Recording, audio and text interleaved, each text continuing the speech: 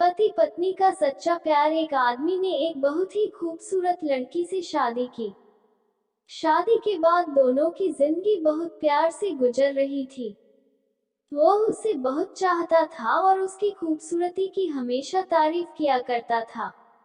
लेकिन कुछ महीनों के बाद लड़की चर्मरोग स्किन डिजीज से ग्रसित हो गई और धीरे धीरे उसकी खूबसूरती जाने लगी। खुद को इस तरह देख उसके मन में डर समाने लगा कि यदि वह बदसूरत हो गई तो उसका पति उससे नफरत करने लगेगा और वह उसकी नफरत बर्दाश्त नहीं कर पाएगी। इस बीच एक दिन पति को किसी काम से शहर से बाहर जाना पड़ा। काम खत्म कर जब वह घर वापस लौट रहा था, उसका एक्सीडेंट हो गया।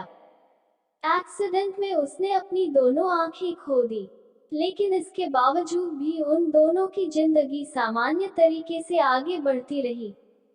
समय गुजरता रहा और अपने चर्म रोग के कारण लड़की ने अपनी खूबसूरती पूरी तरह गंवा दी। वो बदसूरत हो गई, लेकिन अंधे पति को इस बारे में कुछ भी पता नहीं था।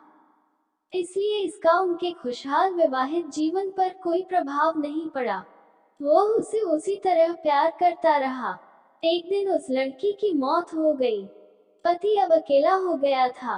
वो बहुत दुखी था। वो उस शहर को छोड़कर जाना चाहता था। उसने अंतिम संस्कार की सारी क्रियाविधि पूर्ण की और शहर छोड़कर जाने लगा।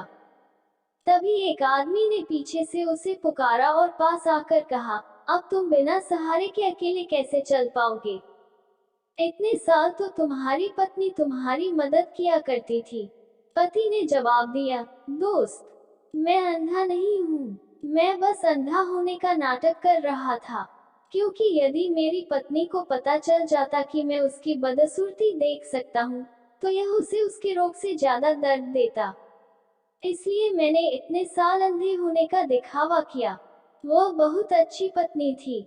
मैं बस उसे खुश रखना चाहता था। खुश रहने के लिए हमें भी एक दूसरे की कमियों के प्रति आंखें बंद कर लेनी चाहिए और उन कमियों को नजरअंदाज कर देना चाहिए।